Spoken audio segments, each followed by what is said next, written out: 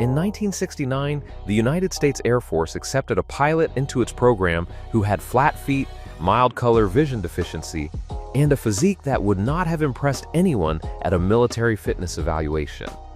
By every traditional measure of what a fighter pilot was supposed to look like on paper, he should not have made it through the door. His name was Steve Ritchie, and 4 years later, he became the only Air Force pilot to achieve ace status in the Vietnam War, shooting down 5 enemy MiG aircraft in aerial combat. When people asked what made him exceptional, the answer was never his body. It was the speed at which he processed information, the clarity of his decision-making under pressure, and an almost instinctive ability to read a developing situation 3 moves ahead of where it currently was. Now here is where this story takes an unexpected turn. While America was quietly learning that the ideal fighter pilot was not necessarily the most physically imposing person in the room, China was building an entire selection system around the opposite assumption. For decades, the People's Liberation Army Air Force has been pulling a significant proportion of its fighter pilot candidates directly from the athletic community, prioritizing gymnasts, divers, acrobats, and track athletes above almost every other source. The reasoning is logical on the surface and genuinely flawed underneath it, and understanding exactly why reveals one of the most important and least discussed differences between these two air forces. Today, we are going inside both selection systems, building outward from the athlete's question to understand what each country actually believes a fighter pilot needs to be, and why those two beliefs produce fundamentally different results when both pilots end up in the same piece of the sky. Before we get into it, drop a comment right now. If you were building a fighter pilot from scratch, which background would you pick? A professional athlete or a chess grandmaster? One answer only. We are coming back to this at the end, and the answer might surprise you. Part 1. Why China went to the sports field. China's practice of recruiting fighter pilots from athletic backgrounds is not a recent development, and it is not accidental. It is a deliberate policy that has been embedded in People's Liberation Army Air Force selection thinking for decades, and the logic behind it is worth understanding before it gets criticized, because on first look it appears entirely reasonable. A modern fighter jet pulls forces on a pilot's body that most people never experience in their lifetime. During aggressive maneuvering, a pilot can face up to 9 times the force of gravity pressing against their body, compressing the chest, pulling blood away from the brain and toward the legs. Threatening a condition called G-induced loss of consciousness, where the pilot blacks out entirely mid-flight with no warning. Surviving that, let alone functioning and making clear decisions inside it, requires a cardiovascular system that responds exceptionally well under extreme physical stress, core strength to assist blood return, and a nervous system that has been conditioned to perform in high-pressure environments since childhood. Gymnasts fit that profile almost perfectly on paper. Their cardiovascular conditioning is elite. Their spatial awareness from years of training in 3-dimensional movement is genuinely exceptional. Their tolerance for disorientation is developed through routines that deliberately spin and invert the body, and is measurably higher than the general population. Divers bring similar spatial processing capability and the psychological composure that comes from performing precise technical movements in front of audiences under competition pressure. Track athletes bring the cardiovascular base. The People's Liberation Army Air Force looked at all of this and concluded that the elite athlete was a strong raw material for a fighter pilot. The conclusion is defensible. The problem is in what it leaves out. And what it leaves out is the part that actually determines whether a pilot comes home. The physical logic behind China's athlete recruitment is genuinely sound as far as it goes. But there is a specific type of cognitive performance that elite athletics does not develop, and it is the exact type that air combat demands most. Understanding what that is requires looking at what happens inside a cockpit that no amount of physical conditioning can prepare a pilot for. Part 2, what physical excellence cannot buy. A gymnast performing on the floor exercise is operating under pressure, but it is a specific and bounded kind of pressure. The routine is known. The movements are rehearsed to the point of being automatic. The environment is controlled. The gymnast's excellence comes from the ability to execute a defined program with precision and consistency under the stress of competition. That is a real and valuable cognitive skill. It is also almost the opposite of what a fighter pilot needs when the situation stops following any script. Air combat, particularly beyond visual range engagements at supersonic speeds, generates an information environment that has no parallel in athletic competition. It includes radar returns from multiple directions simultaneously, electronic warfare signals designed specifically to confuse and saturate the pilot's awareness, missile launch warnings, targeting data from Allied aircraft feeding into the cockpit, communication across multiple frequencies, engine status, fuel state, weapons inventory, all of it arriving at the same time, all of it requiring prioritization, and all of it happening while the aircraft is covering miles of sky every few seconds. The pilot who survives that environment is not the one with the strongest cardiovascular system.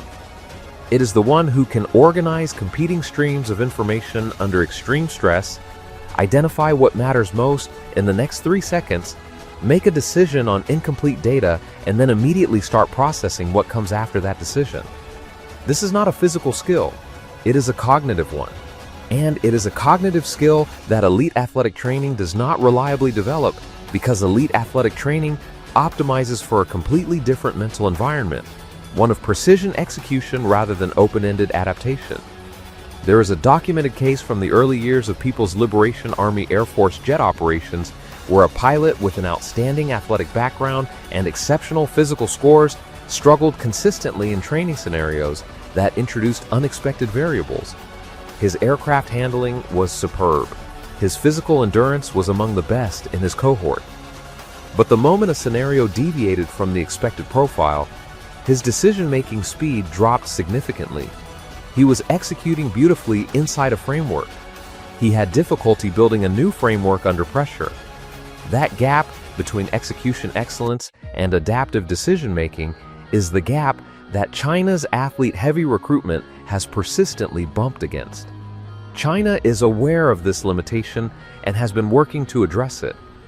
But the more interesting question is what America chose to prioritize instead, and why the answer connects directly back to Steve Ritchie, and what his career revealed about what a fighter pilot actually needs to be. Part 3. What America decided to look for instead. The lesson that Steve Ritchie's career pointed toward and that the Vietnam-era data reinforced across dozens of pilots was that the qualities that made a great fighter pilot were primarily cognitive rather than physical. Physical fitness mattered and the standards were real. An F-35 pilot today still needs to meet demanding physical requirements to handle the gravitational forces the aircraft generates. But the Air Force gradually and deliberately moved the center of gravity in its selection system away from physical profile and toward a specific cognitive architecture. The test of basic aviation skills, which sits at the heart of American pilot selection, is built around measuring things that no athletic background reliably predicts. These include spatial reasoning under time pressure, the ability to track multiple independent variables simultaneously without losing any of them, psychomotor coordination that connects mental processing to physical response with minimal lag, and critically, performance on tasks that become progressively more ambiguous and unpredictable, specifically because those tasks reveal how a candidate's cognition behaves when the clear correct answer disappears. The Air Force is not looking for someone who performs well under pressure when they know what they are supposed to do. They are looking for someone who performs well under pressure precisely when they do not know what they are supposed to do. That is a fundamentally different target, and it requires a fundamentally different selection instrument to find it. What this means in practice is that the American pilot pool draws from a much wider range of civilian backgrounds than China's. These include engineers who spent years solving problems with incomplete information, and mathematicians whose training is built around navigating ambiguity toward a solution. Athletes do appear in American pilot pipelines, and their physical conditioning is a genuine asset. But athleticism is one input among many rather than the primary filter, and the candidates who wash out in American primary training almost never do so because of physical limitations. They wash out because of cognitive ones. I never thought of myself as a natural athlete. What I had was the ability to stay calm when everything around me was telling me to panic. In a fighter cockpit, that is worth more than any physical gift, said Captain Steve Ritchie. The selection difference between these two systems explains a great deal, but the place where it becomes most consequential is not in the classroom or the simulator. It is in the specific moment during actual flight when the aircraft, the environment, and the enemy all stop behaving the way any training scenario predicted. And what happens in that moment has been documented in enough detail to tell a very clear story about which selection philosophy produces the better outcome. Part 4. Where the difference actually shows up. The gravitational force tolerance argument for athlete recruitment has one significant flaw that becomes visible the moment you look at how modern air combat actually works. The era of extended close-range turning fights where sustained high-gravity maneuvering was the primary determinant of survival has been diminishing for decades. Beyond visual range combat, where engagements are decided by radar positioning, electronic warfare, sensor fusion, and missile geometry rather than the ability to sustain 9 times the force of gravity through a prolonged turning engagement, is now the dominant mode of aerial warfare. The physical demands are still real. They are simply no longer the primary variable. What beyond visual range combat demands above all else is exactly the cognitive profile that American selection is built to find. This includes maintaining a mental model of a 3-dimensional battle space across hundreds of miles, updating it continuously with new information while simultaneously managing the aircraft, the weapon system, the communication network, and the threat environment. A pilot who can sustain 9 times the force of gravity for 30 seconds, but who takes 2 seconds too long to process a radar return that changes the picture, is not better prepared for modern air combat. They are differently prepared for a version of air combat that is increasingly rare. China's People's Liberation Army Air Force has recognized this evolution and has been adjusting its selection criteria over the past decade to place greater emphasis on cognitive testing alongside the physical baseline. The adjustment is genuine and it reflects serious institutional self-awareness. But changing a selection philosophy that has been embedded in a military culture for decades is a slow process, and the cohorts of pilots currently flying operational aircraft were selected and trained under the older model. The shift in selection criteria will take years to produce pilots who entered the pipeline under the new philosophy and are now sitting in frontline cockpits. The downstream effect of selection philosophy shows up most clearly in training. American primary flight training has a washout rate of around 25%, and the pilots who leave almost never do so because of physical limitations. The T6 Texan II trainer exposes cognitive and adaptive gaps that selection could not catch, and those gaps are considered more disqualifying than any physical shortcoming that falls within the manageable range. In China, the washout profile has historically leaned in a different direction, with candidates who excelled on physical and coordination metrics but struggled on the adaptive scenario components of training, persisting further into the pipeline than the American system would typically allow. This is not a failure of Chinese instruction. It is a reflection of what the selection system upstream was optimized to find. And it produces a pilot population that skews toward execution excellence over adaptive decision-making in ways that the People's Liberation Army Air Force itself has flagged as a priority to correct. The selection and training picture tells one part of this story, but the part that brings it all the way home is what happened when both types of pilot ended up in the same contested airspace, and what the results of those encounters revealed about which philosophy had got the answer right. Part 5. What the evidence actually says. The F-15 Eagle's combat record of 104 kills against 0 losses is the most cited data point in this conversation, and for good reason. Those kills were not achieved against second-rate opponents flying outdated equipment. They were achieved across multiple conflicts spanning decades against a range of adversaries. And the consistent thread running through the debriefs of American pilots who came out of those engagements was not that their aircraft was so superior that skill did not matter. It was that their training had built a decision-making speed and clarity under pressure that their opponents consistently could not match at the moment that counted most. Red flag exercises at Nellis Air Force Base produce data that points in the same direction.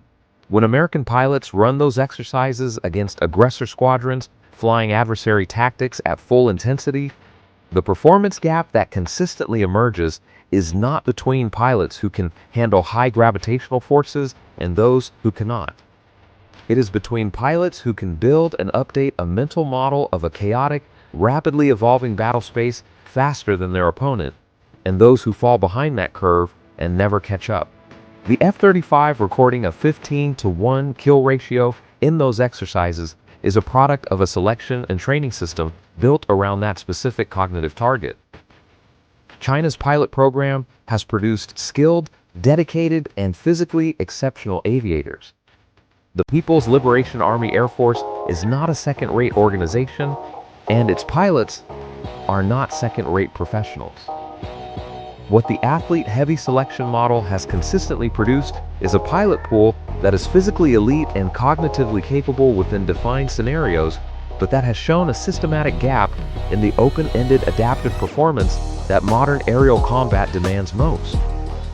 China knows this. The adjustments being made to selection criteria reflect that awareness. But awareness of a problem and having fully solved it are different positions, and the pilots in operational cockpits right now were built by the system as it was, not as it is being revised. Steve Ritchie's flat feet and mild color vision deficiency would have disqualified him from fighter pilot consideration in a system that prioritized physical profile above cognitive one. He became the only U.S. Air Force ace of the Vietnam War because the system that chose him, even with its flaws, was picking people who stayed effective when air combat became difficult and chaotic. China's athlete recruitment model is not irrational. The physical demands of a fighter cockpit are real, and elite athletes bring genuine assets to that environment. But the cockpit's physical demands can be trained into a cognitively exceptional candidate. The cognitive demands of modern, beyond visual range air combat cannot be trained into a physically exceptional candidate who was not selected for them in the first place. That asymmetry is the core of this story, and it is why the two selection philosophies, despite both being logical on their own terms, produce pilots who are fundamentally different in the way that matters most. China is now correcting the course.